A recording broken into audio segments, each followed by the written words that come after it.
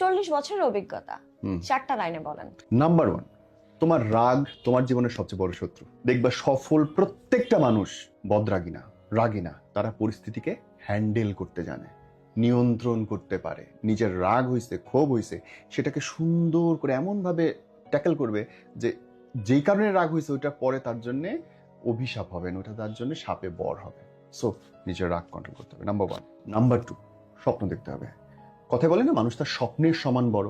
এবং বিশ্বাস করেন, যদি আল্লাহর উপরে ভরসা থাকে, এই কথাটা আপনি নোট নেন যে আল্লাহ আপনাকে এত বেশি দান করবেন যেটা আপনি কোনোদিন স্বপ্নও দেখেন নাই। আপনার স্বপ্নের চেয়ে বেশি আল্লাহ আপনাকে দান করবেন ইনশাআল্লাহ, ইনশাআল্লাহ, যদি আপনি কাজ করেন।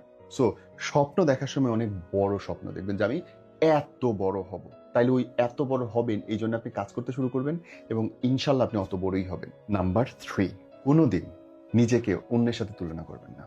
অন্য একজনের এইটা আছে, অন্য একজনের এইটা নাই, অন্য একজন এইভাবে চলে, অন্য একজন এইখানে যায়, অন্য একজন এই খায়, অন্যের বউ সুন্দর, অন্যের জামাই ভালো, এই ঘোড়ার ডিমের কম্পেয়ার করবেন না। যদি করেন তো মরছেন, যখন করবেন তখন মরবেন।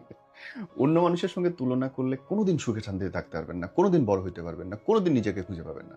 সো কম্পেয়ার করা যাবে না। নাম্বার 4, সবচেয়ে জরুরি জিনিস, এই শরীর ছাড়া আপনার কোনো আপন নাই দুনিয়াতে। শরীরের যত্ন নেন, নিজের শরীর।